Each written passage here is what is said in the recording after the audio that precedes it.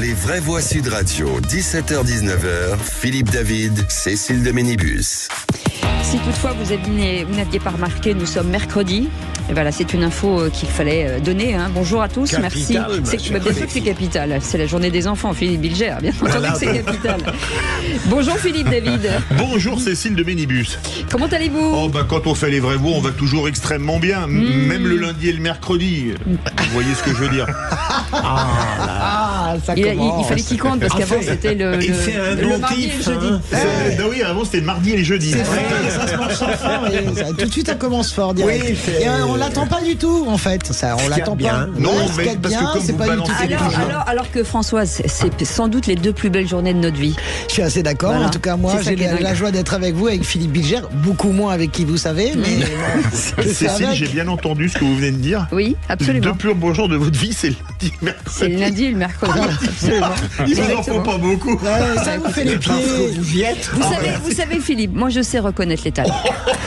Ça me fait les pieds un peu que j'ai au moins une alliée autour de cette table, bande de droitards. Mon Dieu. En tout cas, Cécile, elle sait créer l'unité. Oui, c'est ça. Ce qui est l'inverse de Philippe David. La désunion. C'est le type. Comment il s'appelait Détritus, dans la zizanie, le type qui met le souk par Détritus. Non, je peux pas t'appeler comme ça. Non, faut pas exagérer. Non, de Ménibus et Détritus, c'est pas mal. Mais je ne vous donne pas le Titus. Oui, Brutus. Ça fait un bon combo. Les amis, le sommaire de cette émission, du sérieux, sur une actualité un peu dure. Le motard qui a causé la mort de la petite Camilla reste donc en liberté. La chambre de l'instruction de la cour d'appel d'Aix-en-Provence vient de confirmer son contrôle judiciaire. Camilla, 7 ans, est morte, je le rappelle, après avoir été percutée par la moto en roue arrière. C'était fin août, à Valoris, alors qu'elle traversait un passage piéton. Philippe. Alors parlons vrai, est-ce que cette décision vous semble à la hauteur vu la gravité des faits ? Est-ce que les peines pour les criminels de la route vous semblent à la hauteur ? Et à cette question, le maintien en liberté du motard qui a tué Camilla vous semble-t-il justifié ? Vous dites non à 87%. Vous voulez réagir ? Datant vos appels au 0826 300 300. Et on demandera son avis à une avocate pénaliste, Sandrine Pégan sera avec nous. Le coup de projecteur des vraies voix à 18h30. Vous vous êtes certainement couché tard comme nous. Donald Trump qui affirme que son débat avec Kamala Harris a été truqué par la chaîne organisatrice. Réaction du milliardaire bousculé par la vice-présidente lors de cette émission cruciale dans la course à la Maison-Blanche. Dans la foulée, Kamala Harris a donc engrangé un soutien de poids. Taylor Swift loue pour elle une dirigeante douée et solide. Alors parlons vrai, est-ce que les débats, vous aussi en France, ou même pensez pour les Américains, influent sur votre vote ? Est-ce que ça va se jouer à très peu de choses le 5 novembre prochain aux USA ? Et à cette question, est-ce que Kamala Harris a pris l'ascendant sur Donald Trump ? Vous dites non à 94%. Vous voulez réagir ? Datant vos appels au 0826 300 300. And from the United States of America. Olivier Piton sera avec nous, avocat français aux USA et ancien député suppléant des Français d'Amérique du Nord. On vous souhaite la bienvenue, c'est les vraies voix jusqu'à 19h. Les vraies voix Sud Radio. Et juste avant de saluer nos vraies voix du jour, on fait un petit coup de cœur à Marie qui réalise aujourd'hui. On embrasse Maxime bien sûr qui sera avec nous de retour dans quelques jours. Lundi, si j'ai bien compris. Oui, lundi, c'est ça, parce que monsieur nous fait des infidélités. Oui, il passe en matinale. Oui, il préfère Jean-Jacques Bourdin le matin, bravo. On ne vous félicite pas. En attendant, Philippe Bilger est avec nous, président de l'Institut de la Parole. Et la parole, lui, vous l'avez bien pendu, la parole. Ça va mieux depuis hier. Ça va mieux. Il a repris du souffle. Françoise Debois, éditorialiste sur Sud Radio. Françoise. Chers amis, bonjour. Vous êtes bien merveilleuse, bien lumineuse aujourd'hui avec votre foulard. Je suis extrêmement heureuse. Oui, ça c'est, vous savez, c'est la confection italienne, c'est magnifique. C'est de la soie, de la paga, c'est beau. Vive l'Italie, mais vive la France. Vive les vraies voix. Vive la pasta. Vive la pasta. Entre autres, bien sûr. Avec modération, bien sûr. Benoît Perrin est avec nous, directeur de Contribuables Associés. Bonsoir. Déjà, ça commence bien. Vous êtes associé aux contribuables ? Non, mais on essaie d'associer les contribuables. Ça, c'est bien. Et ravi de retrouver cette cour de récréation un mercredi. Oui, mais niveau quand même au-dessus de la moyenne quand même. Ça dépend tiens à pour dire. qui. Ça dépend, voilà. Eh ben, je parlais pour moi, pour une fois. Qu'est-ce que vous voulez que je vous dise? On n'est jamais mieux servi que par soi-même. Avec ce numéro 0826 300 300 et notre auditrice du jour qui nous appelle de Bordeaux, qui s'appelle Céline. Bonsoir Céline. Bonsoir. Bonsoir à tous. Déjà, je suis ravie de constater que personne n'a perdu son sens de l'humour dans l'été. Non, ça c'est sûr. J'ai envie de vous dire qu'il s'est même renforcé, c'est ce qui me fait peur. C'est ça le souci. Céline, coup de gueule, manque de réaction face à une situation grave. Vous voulez revenir sur ce drame, certains parleront d'un fait divers ou un drame pour certains d'autres. C'est cette petite fille qui a reçu une claque de sa maîtresse. Alors, sur le fait qu'elle ait reçu une claque, évidemment, il n'y a pas de sujet, c'est inadmissible. Mais moi, ce que j'ai trouvé juste lunaire, et je trouve qu'on n'en a pas tellement parlé, c'est de voir qu'en fait, la scène avait été filmée sans aucune réaction de la personne qui filme. Et j'ai compris qu'en fait, c'était un parent d'élève qui avait le droit d'être dans la classe, qui avait assisté à la scène, et au lieu de se lever, éventuellement d'intervenir ou de sortir de la classe pour aller chercher de l'aide, la personne a pris son téléphone portable pour filmer la scène, qui dure quand même quelques minutes. Et ça, j'ai juste trouvé ça, mais juste surréaliste. C'est-à-dire dans quel monde on vit pour que, en fait, face à une situation pareille, on préfère sortir son téléphone portable que de porter secours ou aller chercher de l'aide. Je sais pas, moi je trouve ça juste terrifiant. Philippe Bilger. Depuis hier, on ne parle que de ça. Je trouve que la violence sur cette petite est inadmissible. Elle a 3 ans. Mais pour le reste, je trouve qu'on tombe dans un délire absolu, quoi. Enfin, mais j'ai pas le temps de développer parce que sinon on dépasserait 19h, ma chère Cécile. Je pense pas du tout que c'est un délire absolu. C'est une évolution. Mais si, c'est très important. Tout le monde a raison d'être indigné par cette gifle. On frappe pas les enfants, point. Je veux dire, ce que nous avons subi, nous, dans notre éducation. C'est pas une gifle. Oui, mais c'est pas une gifle. Mais ça change beaucoup aussi. Non, je suis d'accord, mais ce que je veux dire par là, c'est que notre cher pédiatre Edwige Antier nous l'explique par A plus B, nous explique toujours la réalité, c'est que ça a un impact terrible. Des générations entières ont été élevées comme ça. Il est bon que ça s'arrête. Et là où je suis d'accord avec vous, mais peut-être, ma chère amie au téléphone, peut-être que vous êtes, Céline, peut-être que le téléphone portable a été sorti justement pour récupérer une preuve en réalité de la chose. Peut-être que c'est ça en réalité. C'est pas autre chose. Ça me fait penser, vous savez, aux gens qui filment quand il y a des accidents sur la route. C'est vrai que c'est toujours surprenant de voir qu'en fait il y a des bouchons parce qu'il y a des gens qui ont un peu la base de regarder. Franchement, il y a beaucoup de bouchons.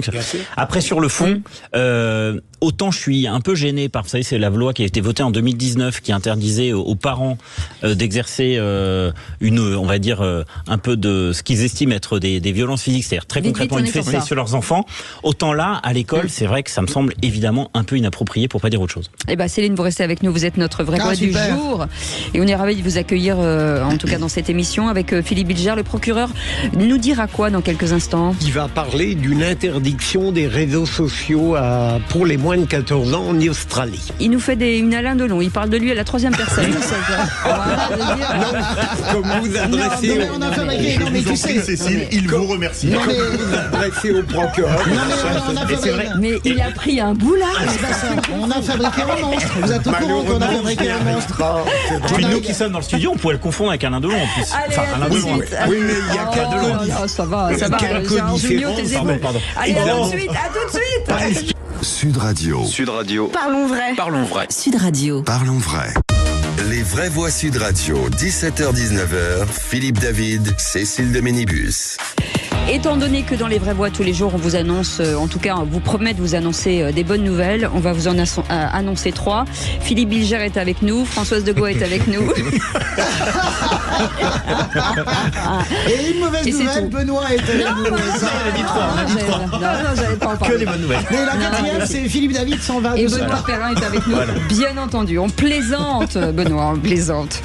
Et dans un instant, les 3 mots dans l'actu. Félix Mathieu, la 4e bonne nouvelle. De quoi parle-t-on ? On va parler de Taylor Swift qui soutient Kamala Harris. On va parler aussi du gouvernement Barnier. Il paraît que c'est pour la semaine prochaine. Ça consulte à tout va en ce moment. Et puis aussi d'une nouvelle actrice de la série, Emily in Paris. Elle joue le rôle d'une épouse de président, une certaine Brigitte M. Voilà, en 3 mots, ça donne soutien, gouvernement et actrice. Allez, tout de suite, la parole est au procureur. Les vraies voix Sud Radio, le réquisitoire du procureur. Philippe Bilger. Et c'est sur l'Australie que monsieur le procureur va requérir, en parlant bien évidemment à la 3e personne. Hier, j'ai été attiré par cette nouvelle. En effet, en Australie, ils ont interdit les réseaux sociaux aux adolescents de moins de 14 ans. Et je me suis dit que ça pouvait être au moins une interrogation pertinente pour les amis chroniqueurs d'aujourd'hui. Et je ne fais pas de différence entre le lundi et le mercredi. Oui, c'est normal parce que j'y suis à chaque fois. Il arrive que le mercredi et le jeudi aient des charmes particuliers. Mais je trouve, et je vous soumets l'interrogation, je trouve que c'est une bonne mesure. Et pourquoi ne serait-elle pas appliquée en France ? Ça me paraît, comme on ne parvient pas à donner la juste mesure de l'usage des réseaux sociaux pour les jeunes, pourquoi pas moins de 14 ans, est-ce que l'interdiction, si elle est appliquée, ne pourrait pas être une bonne solution ? Françoise Degois. Moi, je n'en sais rien parce que ça dépend aussi de la maturité des jeunes en question. Vous avez des jeunes de 14 ans qui sont très matures. Moins de 14 ans. Oui, ou moins de 14 ans. Moi, je suis extrêmement gêné par ce type de mesures qui sont extrêmement populistes. Enfin, pas populistes en tout cas, c'est des mesures complètement démagogiques. D'abord, comment vous faites pour l'appliquer ? Comment est-ce que vous arrivez à contrôler des millions d'ados ou de pré-ados pour qu'ils ne rentrent pas sur les réseaux sociaux ? Ça n'a aucun sens. Pour moi, c'est un effet véritablement d'annonce, voilà. Et je pense que les réseaux sociaux, encore une fois, je le redis, je défends toujours la liberté des réseaux sociaux, absolument, parce que ça n'est pas qu'une poubelle à ciel ouvert qui envahit l'esprit des gens. Vous savez, la génération des réseaux sociaux, moi je les vois dans ma famille. On peut dire ce qu'on veut de ces mobs, en tout cas ils ont une ouverture de vie que nous n'avions pas avant eux. Ils ont une façon de voir le monde que nous n'avions pas. Les réseaux sociaux, ça fait partie de leur vie. L'interdiction, c'est de la démago. Benoît Perrin. Alors je vais être démago parce que je trouve que c'est une mesure de bon sens absolu. Alors vraiment absolu. S'il y a bien un cancer aujourd'hui qui concerne les enfants, c'est vraiment les écrans et c'est les réseaux sociaux. Je rappelle que c'est pour les moins de 14 ans. Moi je pense que les écrans c'est un énorme, vraiment un vrai problème dans les écoles. C'est un vrai problème pour la jeunesse qui ne lit plus, qui a du mal à se concentrer. Tous les pédopsychiatres vous le disent que c'est vraiment un problème. Et j'en veux beaucoup d'ailleurs aux présidents de région, aux présidents de département qui offrent avec l'argent des contribuables des tablettes dans les écoles parce que vraiment ça a des conséquences terribles vraiment sur l'apprentissage. Premier point. Deuxième point, sur les réseaux sociaux. Enfin les réseaux sociaux, n'allez pas me dire qu'on apprend des choses sur les réseaux sociaux. Autant Internet, on peut évidemment y trouver du positif. Donc, oui. Sur les réseaux sociaux, je crois vraiment ça n'a aucun intérêt pour les enfants. Mais c'est quoi ce délire ? Bien sûr. Allez, tout de suite, les 3 mots dans l'actu, on s'en fout. Voilà. Les vraies voix Sud Radio. Voilà comment on est traité. 3 mots dans l'actu. Non, il faut traiter correctement Félix Mathieu, je suis désolée. Merci. Et d'ailleurs, 3 mots, dont le premier que je lui adresse soutien, le second gouvernement et le troisième actrice. Taylor Swift annonce son soutien à Kamala Harris après le débat de la nuit dernière. Donald Trump prédit en réponse un effondrement de ses ventes. Il accuse aussi la chaîne d'avoir truqué l'émission. Michel Barnier promet un gouvernement la semaine prochaine. Beaucoup s'y voient déjà au sein de LR, tout comme de Horizon, le parti d'Édouard Philippe. Et puis une actrice surprise fait une apparition dans la série Emily in Paris. Elle y joue son propre rôle, celui d'une première dame, Brigitte M, au générique de la saison 4 qui sort demain. Les vraies voix Sud Radio. C'est une brochette comme on en voit seulement pour les grands jours d'unité nationale. Je parle pas de Philippe Bilger, Françoise Degois et Benoît Perrin, mais de Kamala Harris, Joe Biden et Donald Trump, tous alignés à New York. Tout à l'heure, c'était pour les commémorations du 11 septembre, une ambiance qui tranche forcément avec les échanges houleux d'hier soir. Donald Trump left us the worst attack on our democracy since the Civil War. Donald Trump nous a laissé la pire attaque contre notre démocratie depuis la guerre de sécession, a attaqué Kamala Harris, très en verve. La vice-présidente a ponctué les saillies de son adversaire de sourires ironiques, comme par exemple au moment où il a évoqué les migrants. They're eating the dogs, the people that came in. They're eating the cats. They're eating the Ils mangent les chiens, ils mangent les chats, ils mangent les animaux de compagnie des gens qui vivent ici, à Springfield. C'est ce qui se passe ici dans notre pays et c'est une honte, lance Donald Trump face à une Kamala Harris hilar. Un débat truqué par la chaîne ABC, a affirmé donc aujourd'hui Donald Trump, comme s'il avait lui-même finalement pas été très emballé par sa prestation. Dans la foulée de ce débat, en tout cas, la vice-présidente a engrangé un soutien de taille. Taylor Swift l'a annoncé sur Instagram, je voterai Kamala Harris et Tim Walz, message ironiquement signé Taylor Swift, femme à chat sans enfant, en référence à une expression couramment employée par le colistier de Donald Trump, J.D. Vance, quand il parle de femmes sans enfant, c'est notamment comme ça qu'il attaque Kamala Harris. Donald Trump a réagi tout à l'heure à ce soutien de Taylor Swift en disant qu'elle leur payerait le prix de son soutien à travers les ventes de sa musique qui selon lui vont s'effondrer. Quant à Elon Musk, l'un des soutiens du républicain, il a eu cette formule assez peu élégante, en réponse sur son réseau social à Taylor Swift. D'accord Taylor, t'as gagné, je te ferai un enfant et protégerai tes chats au péril de ma vie. Voilà, ça va le haut. Ça se commande, Philippe Bilger ? Je garde mes réflexions pour tout à l'heure, comme je crains d'être en minorité. C'est intéressant de voir la fake news sur les chiens et les chats, parce que c'était véritablement, il attaquait sur les migrants haïtiens. Ça a été absolument démenti, ça a été démenti par le maire. C'est incroyable. C'est-à-dire que c'est tout à fait incroyable. Je pense que Kamala Harris l'a vraiment poussé totalement dans ses retranchements. L'a fait dérailler, en fait, hier. Et ça, je pense. En tout cas, la presse américaine que j'ai vue cette nuit, elle est quand même assez unanime pour dire qu'elle a gagné au point. On en parlera tout à l'heure. Le deuxième mot, Michel Barnier promet un gouvernement pour la semaine prochaine. Le nouveau Premier ministre multiplie les contacts. Après un déjeuner avec les parlementaires du parti d'Édouard Philippe, Horizon, il assure que certains à Horizon feront partie de son gouvernement. DLR au Portillon également, le parti dont est issu Michel Barnier. Alors il en faudra bien des ministres LR, estime Annie Genevard, justement la secrétaire générale du parti.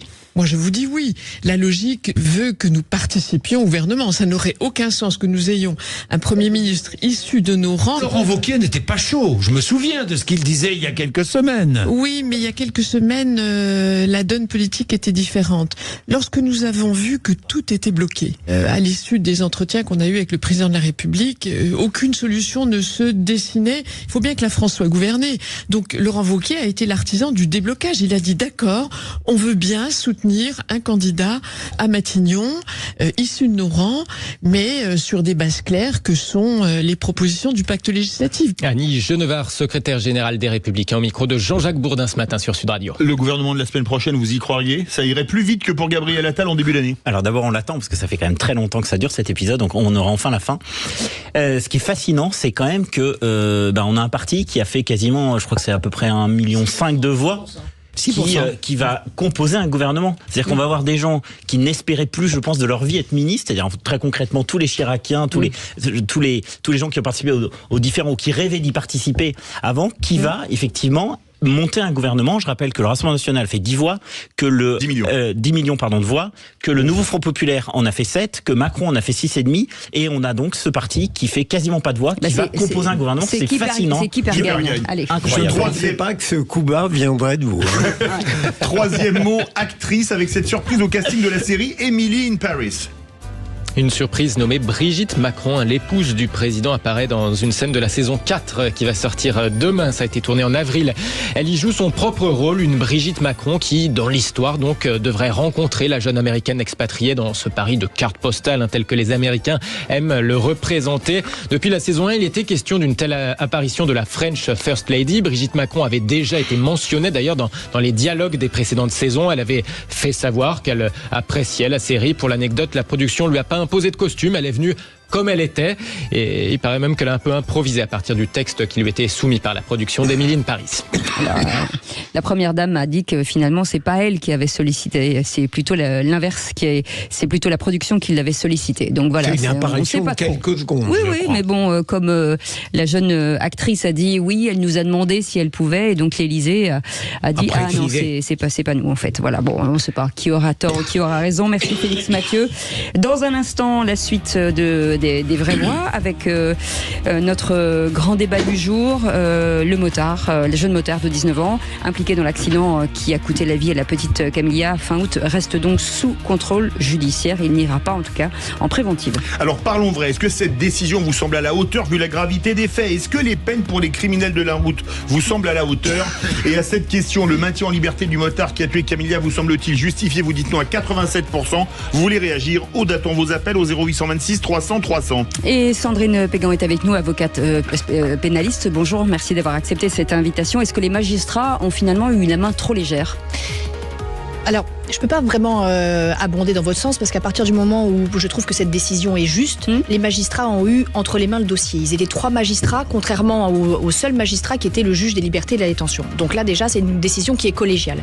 Pour moi, cette décision, elle est juste dans le sens où c'est par rapport au dossier, c'est par rapport aux éléments des circonstances de l'espèce et par rapport à son casier judiciaire, sa personnalité. Donc voilà. On en parle dans un instant. 0826 300 300, vous voulez donner votre avis, vous êtes les bienvenus. Sud Radio. Sud Radio. Parlons vrai. Parlons vrai. Sud Radio. Parlons vrai. Les vraies voix Sud Radio, 17h-19h, Philippe David, Cécile de Ménibus. Le retour des vraies voix avec un petit tour de table, Philippe David, de nos éditorialistes du jour pendant que je... Absolument, l'immense Philippe Bilger. Bien. La fantastique Françoise Degois. Ça vous écorche, il faut la retenir, ça. Et le génial Benoît Perrin. Le génie. Merci. Et il en manque ça un. vous a vous n'êtes pas une vraie voix et une experte. Vous emballez pas, hein, il fait pas ça gratuitement. Hein, Philippe David. Je vous envoie mon RIP par SMS. Entre autres. Bienvenue à tous, les vraies voix jusqu'à 19h, c'est le grand débat du jour. Les vraies voix Sud Radio, le grand débat du jour.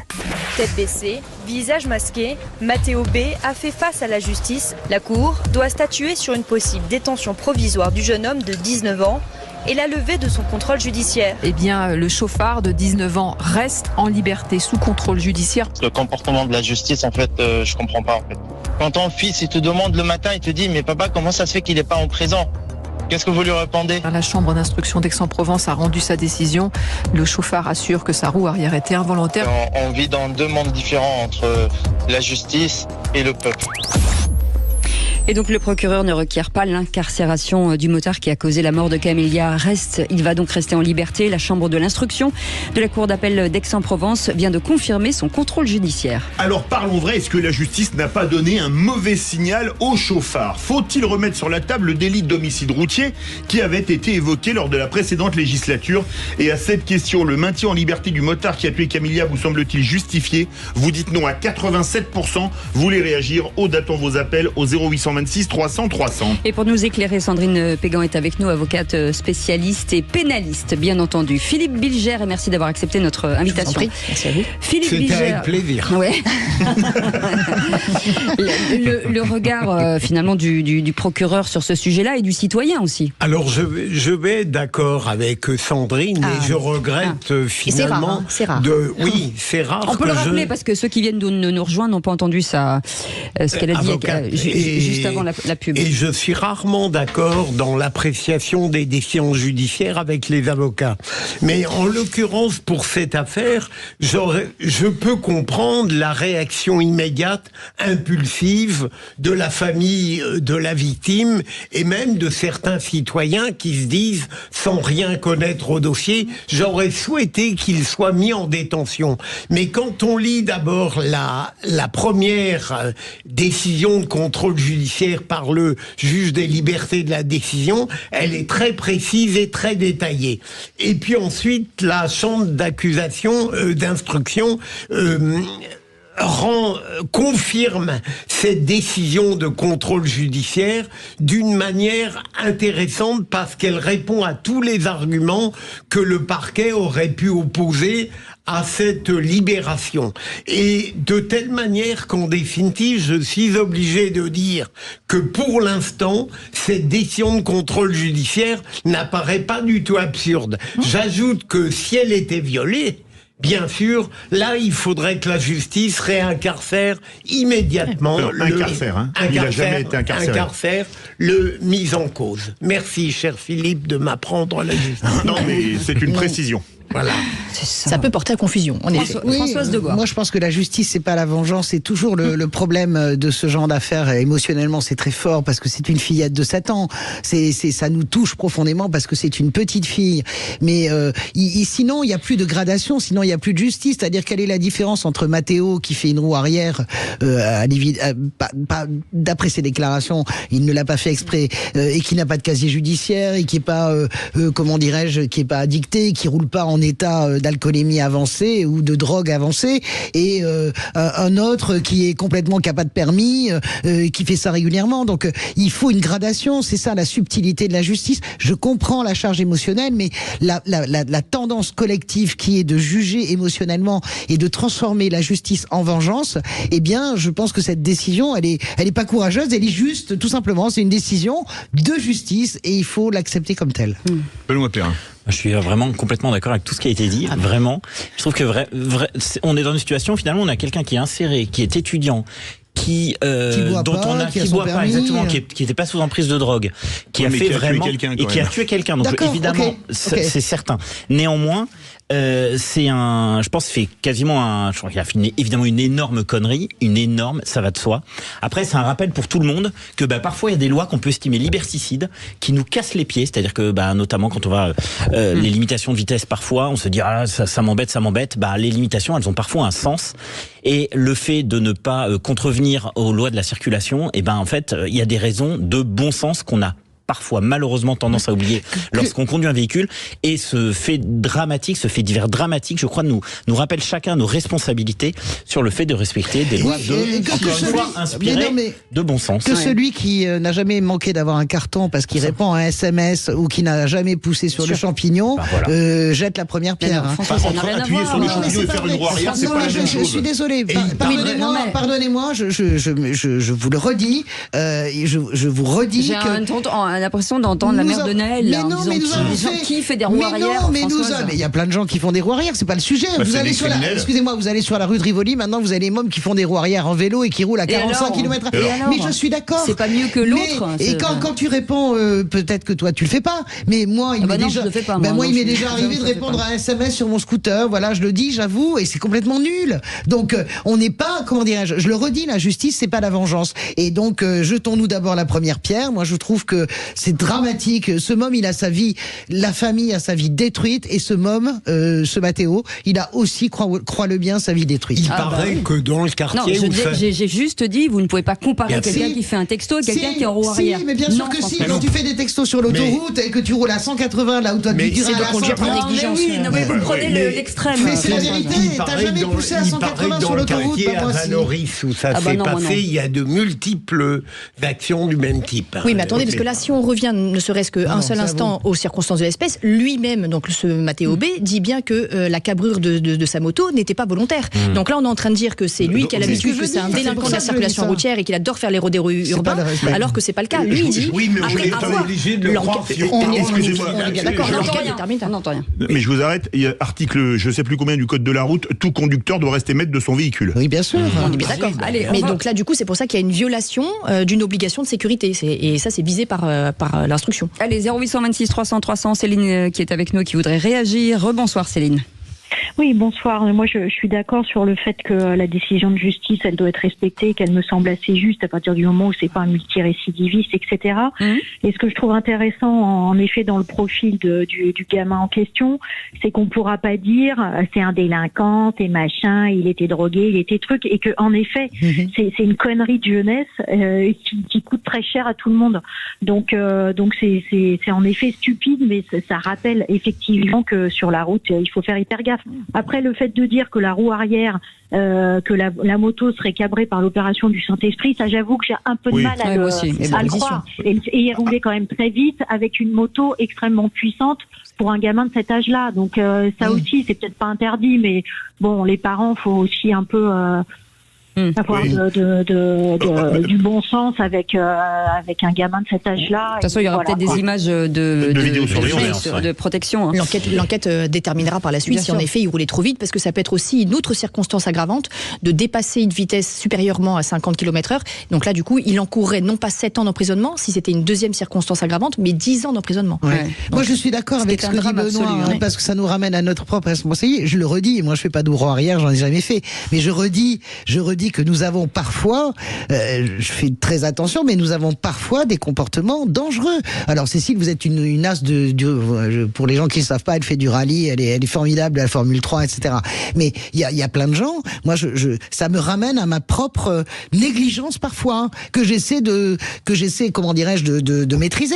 Mais il m'arrive d'être très négligente au volant de mon scooter, au volant d'une bagnole. Je le dis, j'assume, mais j'avoue. Que celui qui n'a pas été autour de cette table, jette la première pierre. François a raison en grande partie dans la mesure où il y a des infractions dont on est à peu près sûr qu'on ne les commettra jamais, alors que des infractions du quotidien, c'est plus rare. Oui. Non mais je rappelle qu'entre faire un SMS que beaucoup de gens font à 30 km/h à 180, on n'est pas du tout non plus dans le même truc. J'ai pas du tout dit ça. Si, mais je n'ai pas ce que j'ai dit, vous n'écoutez pas. J'ai dit, il m'est arrivé de faire des SMS ou de rouler à 180 km, j'ai pas dit il m'est arrivé de faire des SMS ou de rouler à 180 km/h parce que j'étais à la bourre sur l'autoroute. J'ai pas dit donc même à 30 km/h, je vous rappelle que même à 30 km/h sur un scooter, c'est hyper grave. Vous pouvez cartonner n'importe quel môme qui sort sur un passage piéton parce que vous êtes sur votre SMS. Un moment d'inattention et ça y est, vous tuez tout le monde et vous tuez vous. 0826 300 300 avec Serge qui est motard. Bonsoir Serge. Bonsoir Serge. Oui, bonsoir. Oui. Écoutez, je viens d'écouter ce que vous disiez et c'est n'importe quoi. Non, pas du tout. Comment dire? Moi, qu'il ait été libéré aussi rapidement, je comprends que ça choque effectivement, même si à la base c'est un accident avant tout.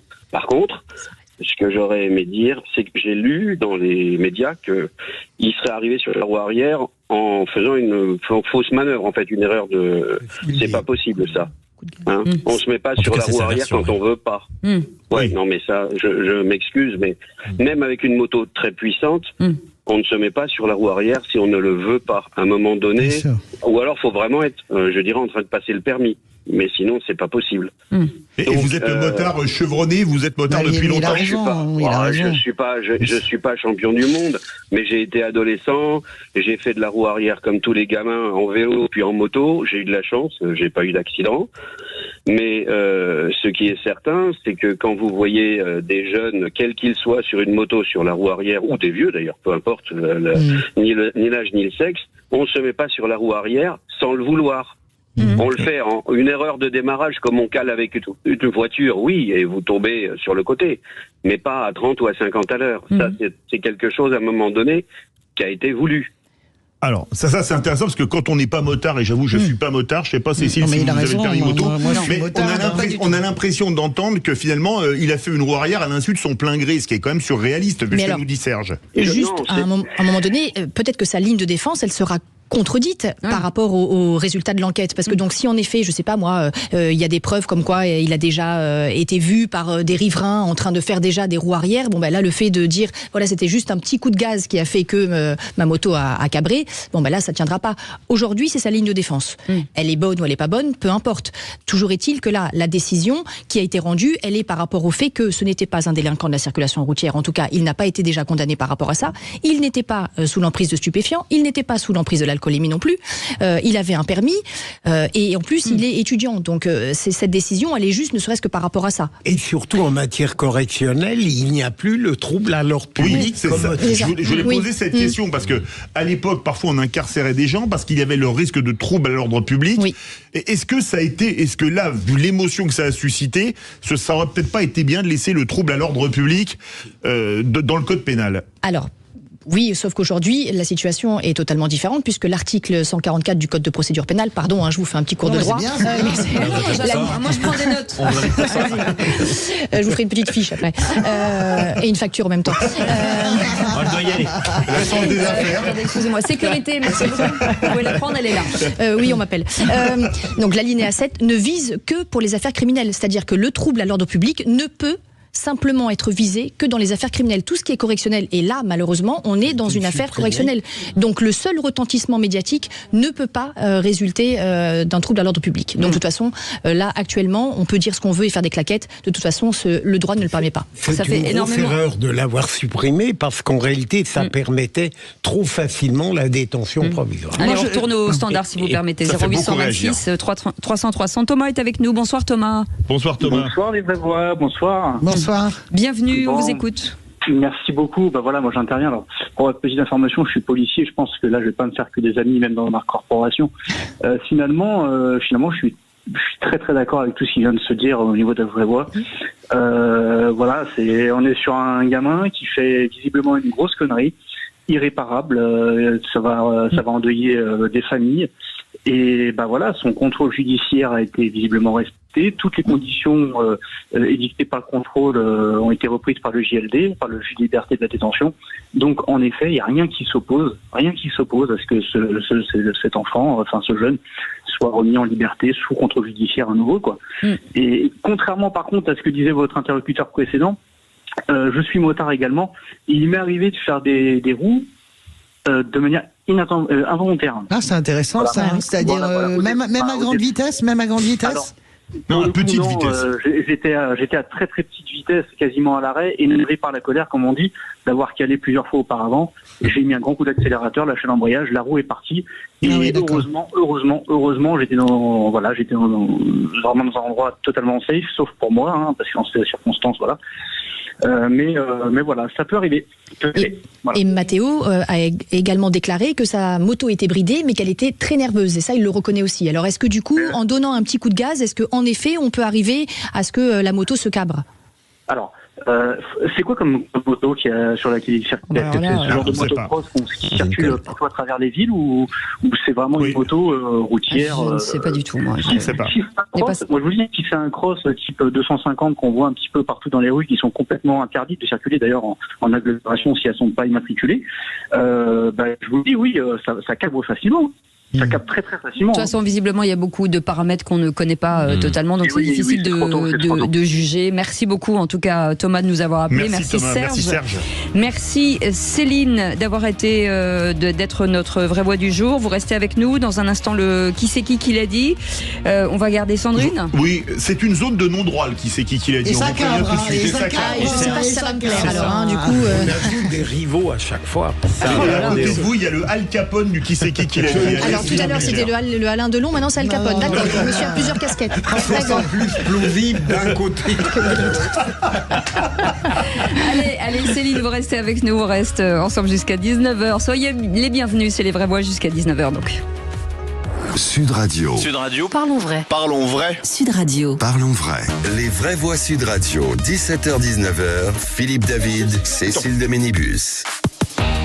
Étant donné que nous sommes entre personnes de bonne constitution, civilisées. Normalement civilisées. Je tiens à remettre les Vous avez de l'humour ce soir.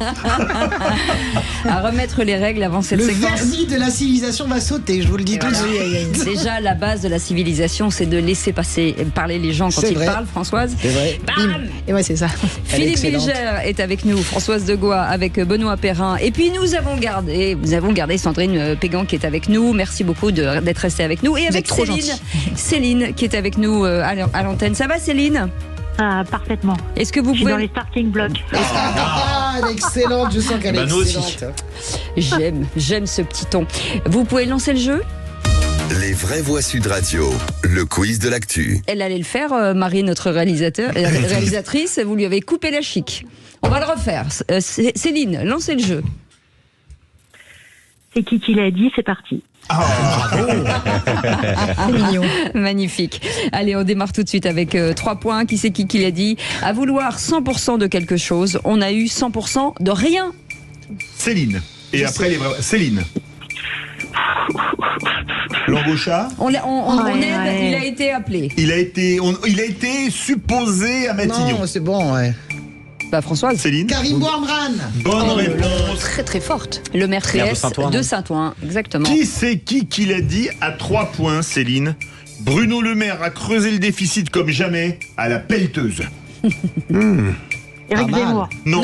Charles Courson. Non, c'est pas le même bord. C'est Jean-Luc Mélenchon. Bompard, Bompard. Non. C'est pas le gars de l'ORU, non? C'est Non, pas. c'est pas ça. C'est un député. Il ne fait plus partie. François Ruffin. Bonne réponse. François Dis donc. Ruffin. Incroyable. Moi, Ouais, c'est ça. 6 points. Et puis c'est Ah, c'est 3 points à chaque fois? Ah, c'est bien Non, ça. ça dépend des Ça dépend des questions. questions. Ah, bah, ok. Qui c'est qui l'a dit 2 points? Les LR sont des bourgeois qui considèrent que tous les autres sont arrivés ici par effraction. Ils veulent des chauffeurs, des voitures, des titres. Céline. C'est chouette, ça j'aime bien. Non. Non, c'est un LFI. Non. Non. Ça vient du RN. Rassemblement National, ça. Oui. C'est Chenu, non? Bonne réponse, Sébastien Chenu. Sébastien Chenu. Dis donc, elle est On douée. demande, s'il vous plaît, contrôle antidopage. Oui, ça à la serait fin bien. du Qui c'est qui l'a dit? Il reste encore 4 minutes de votre calvaire. Moi, c'est tout. Alors, 4 minutes 30. Qui c'est qui l'a dit à 3 points? Non, Qui c'est j'écris, qui l'a dit sur le gouvernement Barnier? Si jamais je suis contacté, je regarderai sans sectarisme. Céline. Annie Genevard. Non. Ségolène Royal. Bonne réponse de Françoise. Non, mais c'est pas possible, elle connaissait les questions à l'avance. Elle connaît Ségolène. Non, je lis un peu les. Voilà, c'est ça. Je En même connais temps, c'est que des gens de gauche. Vous hein, les réponses. connaissez-le. Non, Chenu, non. Non, c'est vrai. bah non. Non, c'est tu vrai, c'est vrai, tu c'est peux vrai. pas aller au bout C'est de la vrai, mauvaise c'est foi. vrai. Il y a un stade de mauvaise foi où tu ne peux pas passer, en fait. Tu Écoute, vois, je crois qu'il avait candidaté pour être quand même sur la liste d'Anne Hidalgo en 2014. Mais à vérifier. n'importe quoi. On continue le qui c'est C'est ce qui qu'elle l'a dit. Allez, on y va, puisque Céline voudrait gagner. Qui c'est qui l'a dit 3 points. Ségolène Royal disponible pour entrer dans un gouvernement. C'est à peu près tous les 6 mois. Je sais. Céline. Hollande. Non. Laurence Rossignol. Bonne réponse de François. Ça suffit. Rossignol, Vous nous en laissez un peu. PS. On peut faire les Excusez-moi, est-ce qu'on peut regarder Philippe Bilger qui est résigné? Il y a une gloire du rien. Et rappelez-vous, lundi et mardi. Oui, c'est vrai, vous avez gagné. Il a non, gagné mais lundi, lundi, à un point, vous avez gagné. Je me Largement. venge de vous. Et on Vous m'avait avez- grugé sur un Non, autre. je n'ai rien grugé, donc S'il je vous plaît. je vous Mais là, vous écrase êtes ce soir. remarquable. Je vous François. écrase ce soir. Personne ne vous dispute la victoire. donc Qui c'est qui l'a dit à 3 points? Michel Barnier a le gaullisme dans l'ADN. Céline. J'ai éclaté de rire. Ancien Premier ministre. C'est pas Raffarin. Attendez. Raffarin. On vous met les points parce qu'on est magnanime. Philippe Bilger, vous avez 3 points. Jean-Pierre Raffarin, effectivement. Bah, il est mérite C'est en une même nouvelle temps. Raffarinade. Est-ce qu'on peut faire le total, là, non, mais- s'il vous plaît? 14, 3 et tout le monde 0. Ce qui est dingue, c'est qu'on On vous assume, donne on assume. le point parce qu'on est machin. Bah, il a donné la bonne réponse, Philippe. Ben non, parce que Céline n'avait pas eu le temps de réfléchir. Ah de ben si, répondre. mais j'ai senti qu'elle ne Non mais, répondait pas. non mais alors, est-ce que tu as vu le tropisme de deux minibus avec Bilger? C'est dingue. Mais comment Toujours à le Françoise peut avoir protéger, 14 points Parce que je qu'elle a suis marqué 14 intelligente. points. Bizarre tout de même. Parce que Philippe met des questions à 14 points maintenant. Il dit, je sais pas pourquoi. Allez, Céline, 1 point. Non, 3. Ah oui, pardon. Mais non. de quoi je me mets Allez-y, comme vous voulez. Oh, Allez-y. mais je fais ce que je veux, non? Pardon, oui. C'est vous le patron? D'accord. Je peux assurer votre défense aussi. Alors, 1 ou 3? Vous cherchez des clients. Toujours. Qui c'est qui l'a dit? Allez, 3 points. 30 fake news de Donald Trump en 90 minutes, un peu moins pour Kamala Harris. On est des petits joueurs à l'Assemblée nationale. Céline.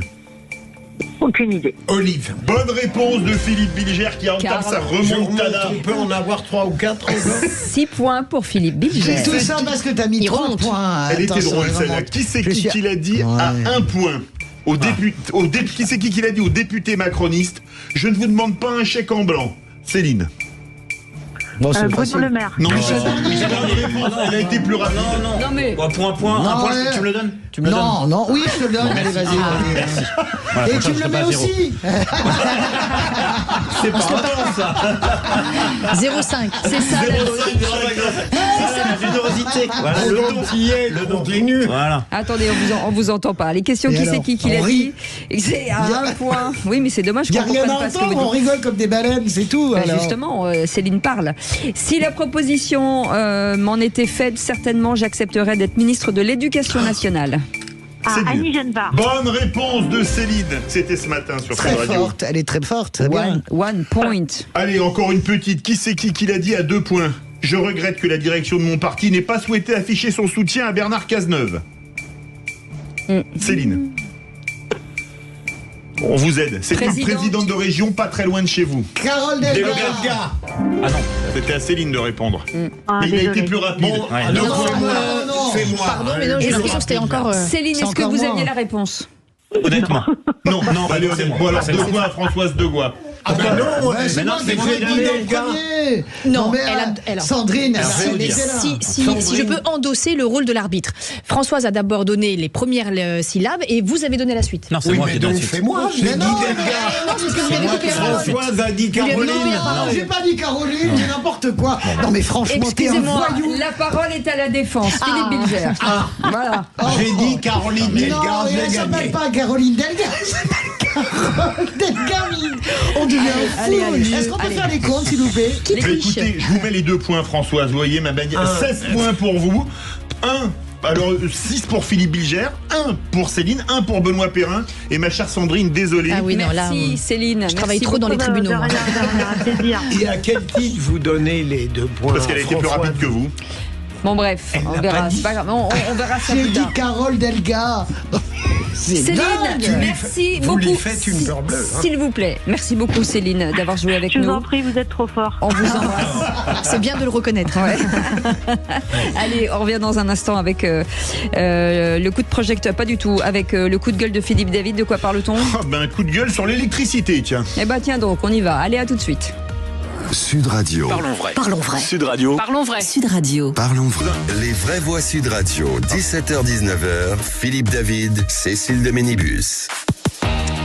Soyez les bienvenus, Philippe Bilger est avec nous, Françoise Degois et Benoît Perrin de Contribuables Associés. Et dans un instant, le coup de gueule de Philippe David. Eh bien, c'est très simple. Électricité, préparez vos chéquiers. Et ben voilà. En attendant, vous nous laissez des messages sur le 0826 300 300. On les écoute. Je voulais intervenir sur le direct là, sur les dépenses publiques qui se passent, ces chiffres colossaux qu'on entend et quand on voit notre monde agricole qui est en train de prendre un système comme un désert, où on perd des volumes agricoles, où les revenus n'y sont pas. Donc je trouve qu'on est laissé un peu, après cet hiver, un peu de manifestations et de rassemblements, le monde agricole, malgré l'inflation qui a touché beaucoup le monde agricole, on est laissé un peu sur le côté, on parle plus de nous, on est rentré dans la masse du grand public. Donc je trouve un peu attristé qu'on laisse tomber la première puissance de production pour nourrir les hommes sur le territoire qui est en train de disparaître. Voilà. Et ce message, finalement, Philippe Bilger, ils ont pas tort, quoi. Les journalistes, les agriculteurs, on n'en parle plus aujourd'hui. On n'en parle plus parce qu'on a cherché un petit peu à répondre à leurs demandes, ou est-ce qu'on les a complètement oubliés? Là, il me semble que j'ai l'impression dans les tréfonds, dans l'opinion, ils ne sont pas oubliés, me semble-t-il. Mais bon, Françoise Degois. Moi, je pense qu'on les a oubliés parce que les caméras sont parties, parce qu'il n'y a plus le salon de l'agriculture, parce qu'ils ont perdu leur capacité de mobilisation. Quand vous faites le tour des agriculteurs qu'on connaît, bien sûr que la PAC a été versée un peu plus vite, qu'il y a eu quelques petites aides à la marge, mais la réalité c'est que structurellement rien n'a été réglé, notamment le rééquilibrage de la valeur des prix entre les grandes surfaces, la grande distribution et la transformation alimentaire. Donc moi j'entends ce coup de gueule, c'est-à-dire que il faut toujours une crise maximale, il faut toujours qu'il y ait quelque chose, un drame, pour que à nouveau l'opinion s'intéresse au monde agricole, et j'en suis désolé. Alors peut-être avec Michel Barnier, alors voilà, l'ancien ministre. L'homme de situation, c'est presque Michel Barnier, parce que je rappelle qu'il était justement, on en parlait tout à l'heure, sous Chirac, ministre de l'agriculture, donc on peut espérer, en tout cas, et commissaire européen, alors c'était au marché intérieur, donc on peut espérer qu'ils auront un interlocuteur qui les écoutera, mais c'est vrai qu'on a l'impression, je suis d'accord avec Françoise, qu'en fait, à moins de bloquer tout un pays, il est difficile d'être entendu aujourd'hui en France. Sur Michel Barnier, je mets des bémols, parce que j'ai eu l'occasion quand même de travailler beaucoup à la Commission européenne, mais c'est l'homme des marchés, Michel Barnier. Michel Barnier, c'est l'homme aussi aussi, d'une certaine manière, des marchés, de la FNSEA, ancienne école. Et je rappelle que dans ses premières prises de parole, il n'y a pas une seule fois l'agriculture dans ses mots. Il y a les hôpitaux, il y a l'immigration, etc. Mais le monde agricole n'y est absolument pas. Le mythe de Michel Barnier, grand ministre de l'Agriculture, ça n'est pas vrai. Allez, on revient dans un instant. On fait une petite pause avec le coup de gueule de Philippe David. On va parler de l'électricité. Oui, vous pouvez préparer vos chéquiers parce que manifestement, une nouvelle taxe devrait arriver. Eh ben voilà, ça. Merci pour cette belle nouvelle. Allez, à tout de suite. Sud Radio. Parlons vrai. Parlons vrai. Sud Radio. Parlons vrai. Sud Radio. Parlons. Les vraies voix Sud Radio. 17h-19h. Philippe David, Cécile de Ménibus. Retour des vraies voix de Sud Radio avec Cécile de Ménibus, bien évidemment, et nos 3 vraies voix du jour, Philippe Bilger, Françoise Degois et Benoît Perrin. Ça va, c'était... joliment dit. Ça manque de qualificatifs quand même pour chacun d'entre nous. Oui, on a bien aimé tout à l'heure. Moi, j'ai préféré la présentation tout à l'heure. Il fait toujours la même chose. Oui, mais c'est équilibré. Là, c'est bien dit. Oui, et puis c'était... Alors que s'il était imaginatif, il ferait bon, Benoît, bof, Philippe, voilà, Françoise, voilà. Moi j'adorerais ça, il serait disruptif un peu. Le type, il est toujours là où on l'attend. Là, c'est étonnant. Il est obséquieux, complètement obséquieux, c'est incroyable. Ça, c'est l'obséquiosité. Ça confie nos génies chez vous, je dois quand même dire. Merci. Peut-être que dans son coup de gueule, ce sera un génie. Écoutez. Je suis d'accord. Les vraies voix Sud Radio. Comme d'habitude, je vais remettre le clocher au milieu du village et pousser un coup de gueule contre une nouvelle taxe qui pourrait voir le jour. Vous vous souvenez la grogne contre les tarifs de l'électricité qui flambait il y a quelques mois? Une hausse due en grande partie au marché européen de l'électricité dont la France, contrairement à l'Espagne et au Portugal, n'avait pas eu la bonne idée de se retirer. Eh bien, la grogne risque de revenir avec une nouvelle super taxe qui plane sur les producteurs d'électricité au point d'être surnommée taxe EDF, une taxe imaginée par le gouvernement démissionnaire mais qui pourrait voir le jour vu l'état de nos finances publiques. Une taxe à laquelle seraient soumis les producteurs d'énergie en France pour les centrales supérieures à 260 MW, en clair avant tout pour EDF, qui n'en a franchement pas besoin, sa dette fin 2023 étant de plus de 54 milliards d'euros. Une taxe que l'énergéticien ne pourra pas absorber puisqu'elle pourrait atteindre 3 milliards et qui sera donc inéluctablement répercutée aux usagers. Regardez d'ailleurs vos factures et vous verrez que le montant des taxes diverses et variées qui avec l'abonnement peut dépasser le montant d'électricité consommée. Vu ainsi, va-t-il falloir importer de l'électricité plutôt que de la produire en France pour éviter cette taxe? À l'heure de la volonté de réindustrialisation et de baisse du déficit commercial, ce serait cocasse. Bref, préparez vos chéquiers pour payer votre électricité si cette taxe voyait le jour. Bravo aux équipes de Bruno Le Maire pour leur créativité et qui donne, 95 ans après sa mort, raison à Georges Clémenceau qui disait « La France est un pays extrêmement fertile, on y plante des fonctionnaires et il y pousse des impôts ».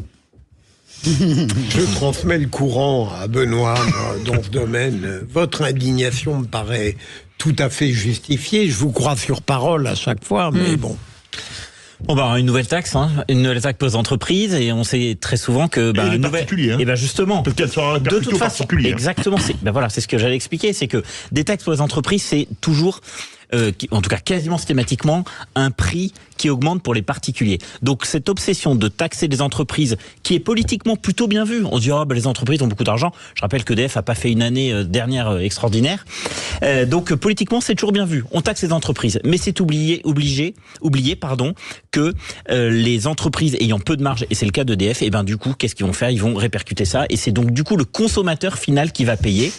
Et c'est encore une fois, alors qu'on sait que le pouvoir d'achat est une préoccupation majeure des Français, un moyen de matraquer une nouvelle fois les Français. Et je rappellerai, dernier chiffre, que la France est championne d'Europe des impôts, à peu près entre 45 et 48% de prélèvements obligatoires sur le PIB. C'est monstrueux, ça continue de monter.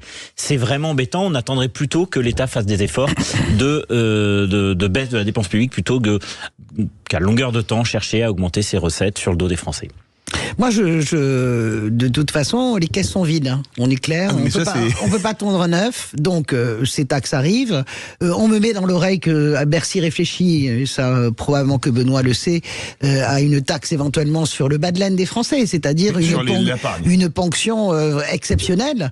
J'ai un prélèvement exceptionnel sur notre bas de laine parce que les Français, ce n'est pas mon cas, je vous le dis tout de suite, mais en tout cas, les Français sont assis sur un tas d'or d'épargne. Et donc, on a EDF bref, et je pense que vous allez avoir probablement au moment du budget matière à crier sur, mon avis, ce prélèvement exceptionnel qui nous pend au nez parce que de toute façon, il n'y a plus d'argent, tout simplement. Donc voilà, il n'y a plus d'argent et l'argent, il n'a pas été dilapidé non plus bêtement. Quand moi je critique très souvent Emmanuel Macron, le seul moment où je l'ai pas critiqué, c'est sur l'Ukraine internationale et sur le quoi qu'il en coûte. Ce que la France a réussi à faire et ce que la France a fait pour sauver ses entreprises au maximum. Écoutez, on peut pas lui faire ce reproche-là. Voilà, on peut en faire des milliers d'autres, mais pas celui-là. Le Covid, c'est un tiers de l'augmentation de la dette pendant le quinquennat Macron. C'est un tiers. C'est énorme, mais ce n'est qu'un tiers. Donc les 2 tiers, il est quand même responsable. Ouais, d'accord, mais un tiers, c'est énorme. C'est-à-dire qu'on a fait des trucs en France, les Italiens ont fait pareil dans une moindre mesure, les Allemands aussi. Enfin, tous les gens qui pratiquent l'État-providence, je le redis inlassablement, ces dirigeants qui ont pris cette décision-là ont sauvé 62 millions d'emplois en Europe. Donc moi, je veux bien qu'on refasse l'histoire. N'empêche que la copie rendue par Bercy au moment du Covid, on en paye probablement le prix, mais c'était une copie parfaite. Voilà, mais enfin les Allemands, effectivement, ils sont aujourd'hui à 65% oui, mais de les dette. Allemands, on est à 110. Mais ils ont d'autres difficultés. Et alors, ils ont beaucoup dépensé pendant le Covid non, aussi. mais beaucoup moins que nous. Sauf que les Allemands, une fois que la crise était terminée, ils sont revenus à des niveaux de dépenses publiques acceptables, alors qu'en France, c'est toujours la même histoire. Mais il faut arrêter avec on a un niveau important. On a une crise. On monte à plus de soyez sympathiques sur l'Allemagne. Il y en a marre du modèle et du caractère inexpugnable de l'Allemagne. L'Allemagne est en train de s'effondrer. Volkswagen est en train de fermer ses usines. Qu'est-ce que vous racontez ? À cause des sujets d'énergie, justement. Parce que justement, ils ont abandonné le nucléaire. Et du coup, ça coûte très cher aux usines. Vous pouvez pas dire une chose et son contraire. C'est juste pas possible. Allez, les amis, embrassez-vous. Tout va bien. Aimez-vous les uns les autres. Voilà, je t'aime, je t'envoie des bisous. Bon, les amis, le tour de table de l'actu des vraies voix, parce que c'est encore une occasion de se disputer. Oh, dites, je vais envoyer les actualités. Vous venez les voir dans la cabine ? Je vais vous raconter une histoire pas banale. Et vous me racontez pas votre petite journée ? On a assez perdu de temps comme ça. Le tour de table. De l'actualité. Et Philippe Bilger, votre tour de table, c'est sur les pathétiques derniers jours de Cesare Pavese avant son suicide. Oui, j'ai toujours beaucoup aimé Pavese, qui a une faiblesse de la nature, comme il y a des forces. Je suis beaucoup plus à l'aise avec les faiblesses. Pierre Adrian vient de sortir un très beau livre qui s'appelle Hôtel Roma, où il parle évidemment énormément de Pavese et de ce destin qui était obsessionnellement attiré par le suicide qui a été commis sur lui-même le 27 août 1950 à l'Hôtel Roma, un dimanche, en abusant de somnifères. Je pourrais en parler pendant 1 heure, ma chère Cécile, mon cher Philippe. C'est un peu long. Mais non, mais c'est un sujet magnifique et un être qui, depuis le début, a eu cette difficulté dans le métier de vivre et qui, pour plusieurs raisons, des difficultés personnelles et intimes dans le rapport avec autrui, dans le rapport amoureux, une sorte de nostalgie de la vie paysanne dévastée par l'urbanisation et l'industrialisation, un grand écrivain et à 42 ans il disparaît. C'est vraiment les pathétiques derniers jours où il fait des appels au secours mais où il ne rencontre personne dans ce Turin déserté, c'est assez tragique. Tragique. Je suis d'accord, mais c'est sa tendance de vie aussi. Elle accompagne souvent des grands génies. Mishima se passe par le fil de l'épée. Évidemment, vous avez évidemment, comment dirais-je, cette attraction. Je pense à Horowitz, qui est probablement l'un des plus grands interprètes de piano de l'histoire de l'humanité, avec Martha Argerich. Horowitz a passé toute sa vie à penduler et toute sa vie à être tenté par cela. Donc il y a une forme aussi, c'est terrible ce que je vais dire, mais il y a Pavese est un grand écrivain. Pas le plus grand pour moi italien, mais il y a aussi, c'est la rançon aussi, c'est pour ça aussi qu'il écrit si bien, parce qu'il a ce mal-être. La question du suicide, je suis d'accord avec vous, c'est une question fascinante. C'est pourquoi à un moment donné on décide qu'on en termine avec la vie, de quelle manière. Depuis le début, mais bien sûr, mais Horowitz aussi, il y a une pulsion de mort très forte, un lien à la vie qui est beaucoup plus compliqué, mais c'est un vrai sujet. Je pense que c'est un sujet qui nous a. Vous savez pourquoi Stromae, sa chanson L'Enfer, a été vraiment vu des millions de fois, parce qu'il ne fait qu'indiquer ce qui peut éventuellement nous arriver à tous, cette envie d'en terminer, tout simplement. Un mot, Benoît Perrin. C'est vrai qu'il y en a beaucoup. On se demande. Il y a beaucoup d'artistes qui ont une espèce de mal vivre, et c'est peut-être justement parce qu'ils sont malheureux que ce sont des génies, y compris des génies de l'écriture. Et c'est toujours évidemment toujours agréable de voir qu'il y a des romans qui sont faits sur des personnes qui ont marqué le siècle. C'est bien. Ces derniers mots sont admirables, je trouve. Je pardonne à tous, qu'on me pardonne, assez bavardage. On passe au tour de table de Benoît Perrin. Vous voulez lancer un appel au nouveau Premier ministre. Alors exactement, j'ai une demande à faire au Premier ministre. Surtout, Monsieur le Premier ministre, Monsieur Michel Barnier, ne cédez pas à la rue. C'est-à-dire, ne cédez pas sur la réforme des retraites. Alors, 2 mots de contexte qu'on connaît tous. Nouveau dérapage déficit qui va cette fois-ci être aux alentours des 5,6%. 5,1% était prévu en 2024. Donc, il faut trouver de l'argent. Il faut trouver à peu près 20 milliards d'euros par an pour revenir à peu près à 3% de déficit qui sont les normes européennes d'ici 2027. Donc ce sont des sommes qui sont quand même colossales, avec des cordes de rappel qui viennent évidemment de l'extérieur et qui nous rappellent en fait en quelque sorte au bon sens. L'Union européenne, on sait qu'on est sous procédure pour déficit excessif. On a les agences de notation qui vont nous noter d'ici quelques semaines, c'est-à-dire très concrètement mi-octobre. Et puis on a évidemment les marchés qui ont été rassurés par la nomination de Michel Barnier. Alors les marchés, on est très dépendant d'eux, on le sait, puisqu'on est obligé d'emprunter des sommes colossales, mais vraiment colossales tous les ans pour financer la dette, pour financer nos déficits. Quand je parle de sommes colossales, ça va parler à Philippe, on doit à peu près emprunter 280 milliards cette année, c'est 28 fois le budget de la justice. Tous les ans, sur les marchés, on doit trouver 28 fois le budget de la justice. Donc c'est monstrueux. Emmanuel Macron, il a fait des rabots sur un certain nombre de dépenses, et c'était nécessaire. Il a mené une seule réforme structurelle, c'est la réforme des retraites. Et là, on voit qu'il peut y avoir une abrogation de cette réforme des retraites, parce qu'en fait, très concrètement, si on ajoute les voix de LFI et les voix du Rassemblement national, on arrive à 319 voix. Comment ça, les voix de LFI du Nouveau Front Populaire. Du Nouveau Front Populaire, pardon. Mais c'est pas LFI. Excusez-moi, du Nouveau Front Populaire et du Rassemblement national. On arrive à 319 députés. C'est insupportable. Vous avez raison. Mais je l'ai corrigé en premier. Ça a été fait. Bravo. Et donc, du coup, on peut se retrouver avec une abrogation, parce qu'il faut 289 voix pour avoir la majorité absolue. Et donc, j'ai une seule demande à Michel Barnier à lui faire, c'est surtout ne revenez pas sur cette réforme qui est vraiment génératrice d'économies très importantes, 8 milliards par an et ensuite 14 milliards par an à partir de 2030. Donc c'est une réforme fondamentale, c'est une réforme structurelle.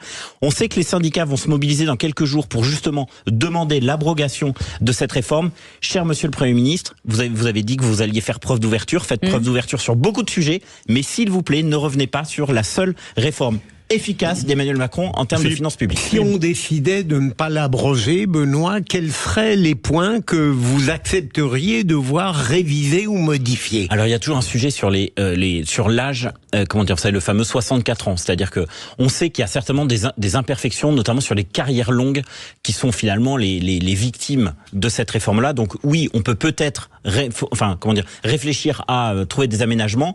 Maintenant, sur l'âge de départ à la retraite, qui est donc de 64 ans, je pense qu'il faut pas y toucher, parce que c'est c'est un des objectifs de la France, un des problèmes de la France, c'est d'avoir un taux d'emploi assez faible par rapport à ses voisins.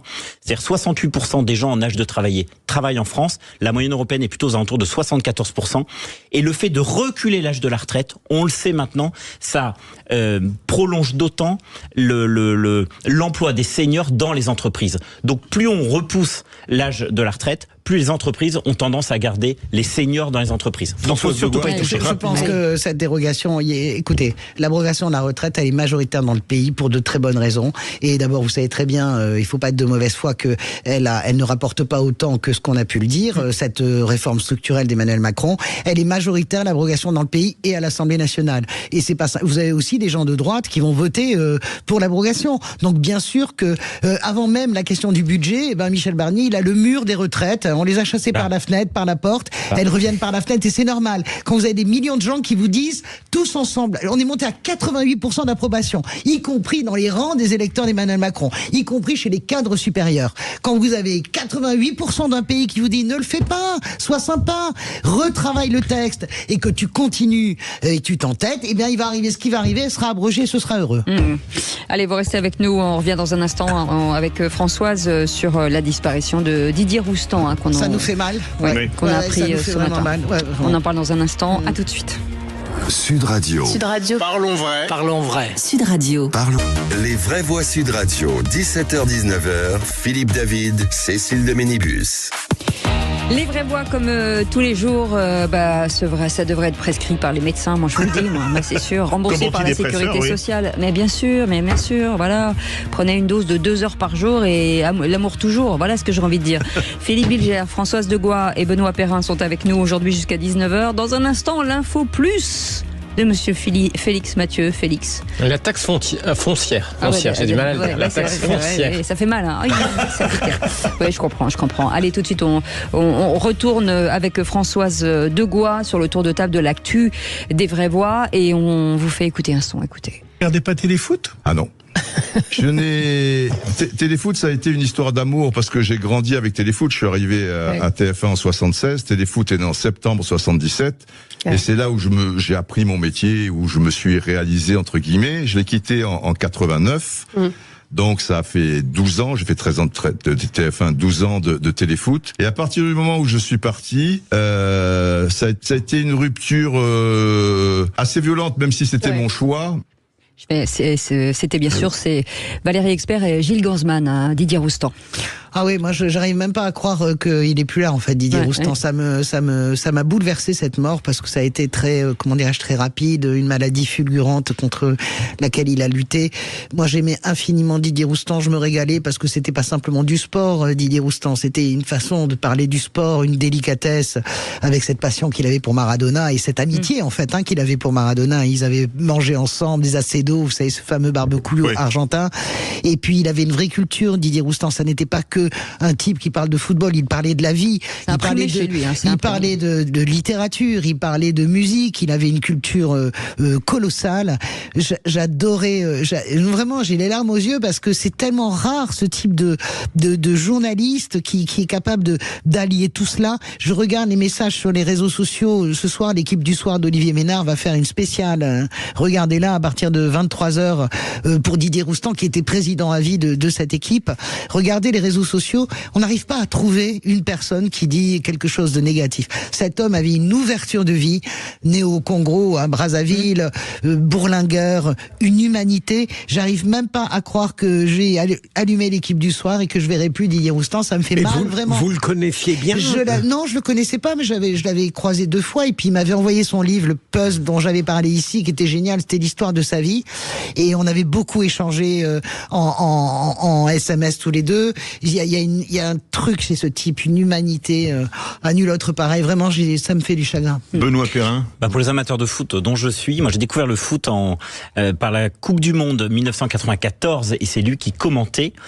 Et c'est vrai qu'avec la mort de Thierry Roland, la mort de Eugène Sacomano, pour ceux qui l'ont connu, un type extraordinaire aussi, très cultivé. Et Thierry Gilardi aussi. Et Thierry Gilardi. Ouais. C'était mon quatrième. C'était mon quatrième. Mais ce qui est extraordinaire, je trouve, parce que le foot de loin, si on n'aime pas ça, on peut se dire, il y a pas trop d'intérêt. Et je trouve que Roustan, il arrivait vraiment à intellectualiser quelque chose dont on peut se dire, finalement, comment on peut parler intelligemment d'un sport. Et lui, il y arrivait, ce qui est quand même assez rare. Et puis effectivement, il parlait de foot, mais il parlait aussi. C'était l'Iliade et l'Odyssée, en fait. Il parlait et puis il était toujours un peu décalé, à la fois par ses habits. Enfin, c'était quelqu'un qu'on remarque. Puissant. Et quelqu'un très beau. Oui, très beau quand il était jeune. Il adorait le beau football. Il adorait les grands joueurs. Et pour ceux qui aiment le foot, c'était un peu notre famille, bien sûr. Didier Roustan, bien sûr. On embrasse ses amis et sa famille. Merci Françoise pour ce mot. Allez, l'info plus avec Félix Mathieu. Les vraies voix Sud Radio. Et elle arrive en ce moment même, des propriétaires reçoivent leur avis de taxe foncière et certains s'en agacent. Oui, surtout ceux pour qui ça a augmenté, c'est-à-dire quasiment tous. En fait, déjà au niveau national, le montant de la taxe foncière est indexé sur la valeur locative du bien. Et vu l'inflation, cette hausse a été rehaussée nationalement de 3,9% cette année.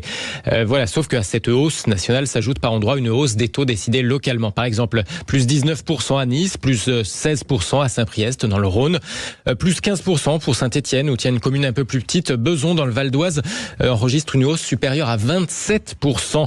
Alors, dans beaucoup de ces villes ou de ces communes, les municipalités expliquent qu'elles n'ont pas trop eu le choix, qu'elles ont été obligées de procéder à une hausse de leur taux après parfois des années de stabilité.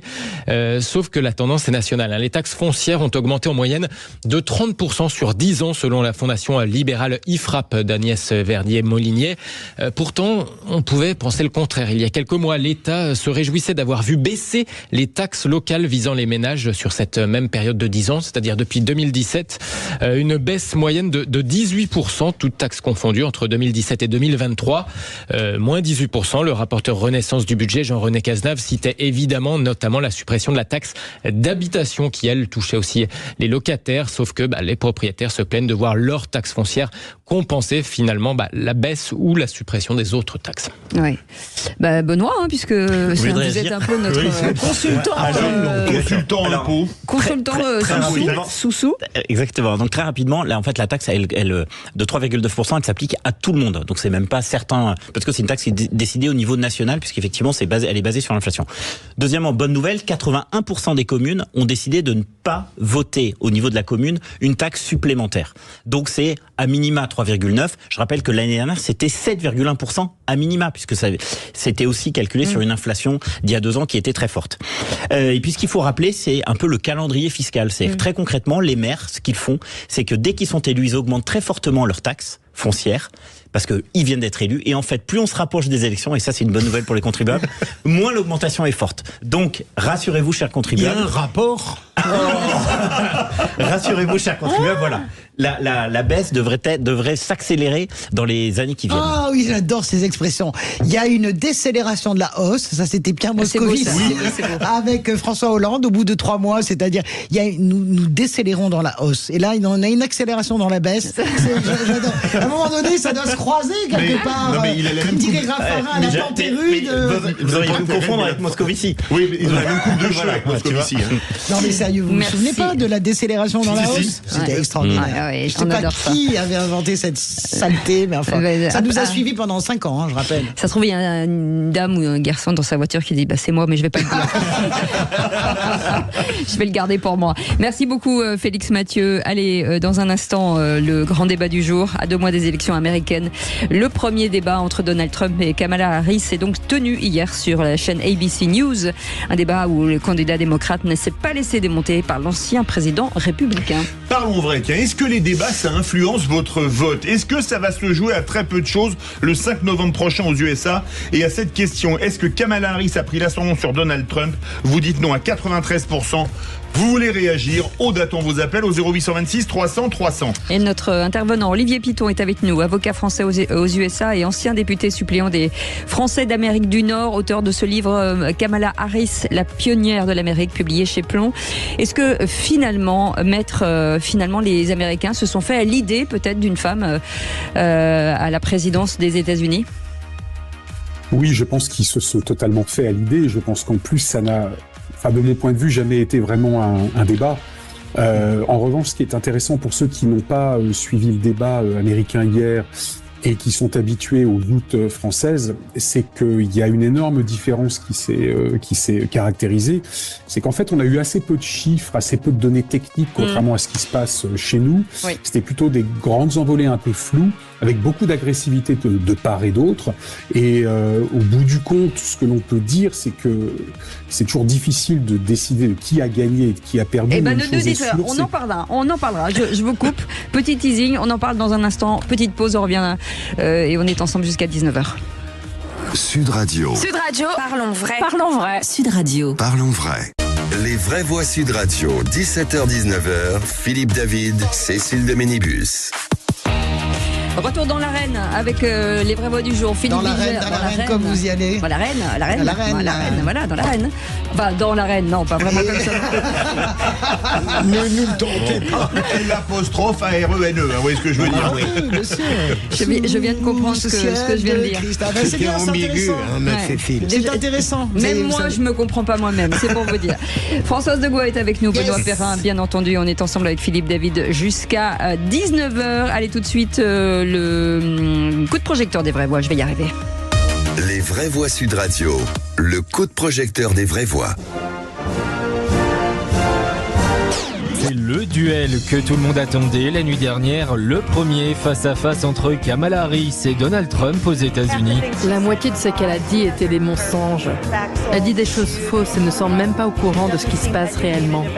Comme je m'y attendais, Donald Trump a beaucoup menti. Il a son propre avis et sa propre lecture des faits sur tout. L'assurance de Kamala Harris et la façon dont elle est entrée dans les détails m'ont frappé. Et j'ai eu l'impression que Donald Trump était un peu plus décousu, qu'il s'éloignait un peu du sujet.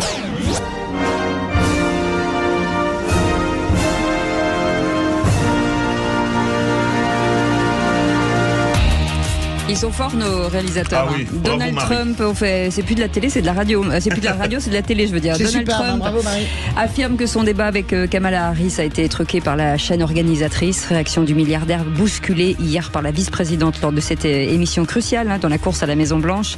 Dans la foulée, Kamala Harris a engrangé un soutien de poids. Taylor Swift lui, donc, la dirigeante, elle dit qu'elle est douée et solide. Alors parlons vrai, est-ce que l'Amérique est coupée en deux entre les élites qui votent démocrates et les classes populaires qui votent républicains?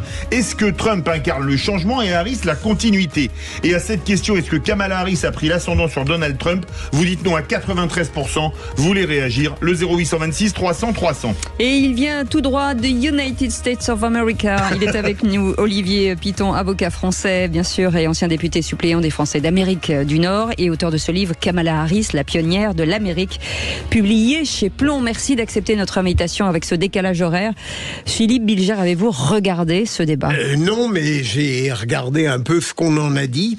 Alors, d'abord, une interrogation que je me formule à moi-même, sans risque de contradiction, avant qu'Olivier Piton l'apporte. J'ai conscience depuis quelques mois que Donald Trump ne parvient pas, me semble-t-il, à trouver dans la forme le ton juste à l'égard de Kamala Harris, parce qu'en définitive, malgré sa grossièreté, il a tout de même certaines limites et certaines pudeurs à l'égard de cette candidate, et pour lui, c'est un problème. Mon ironie, si j'ose dire, c'est que la seule chose qui me rassure au sujet de Donald Trump, c'est que les courants dominants en France, politiques et médiatiques, joue Kamala Harris gagnante. On la vend depuis quelques semaines de manière tout à fait systématique. Et comme la France se trompe toujours sur les candidats de l'étranger, j'ai confiance en Donald Trump. Sur une autre aussi, non, je pense que la France s'est pas trompée, par exemple, sur Obama. C'est Le Monde qui est le premier à titrer la surprise Obama, et bien avant le Super Tuesday. Donc c'est un argument qui tient pas. Moi, j'ai regardé le débat. J'ai regardé 1 heure. Après, je suis tombé à 4 heures du matin. Merci à LCI d'ailleurs de l'avoir diffusé avec la traduction. Ce que j'ai ressenti très rapidement, c'est qu'en fait, quel était le but? Je pense que Kamala Harris avait l'air extrêmement préparée. Je crois qu'elle s'est vraiment préparée. Elle a réussi en fait à faire dérailler Donald Trump. Au début, ça se passe, c'est tendu, mais on voit bien que Donald Trump arrive à garder la mesure.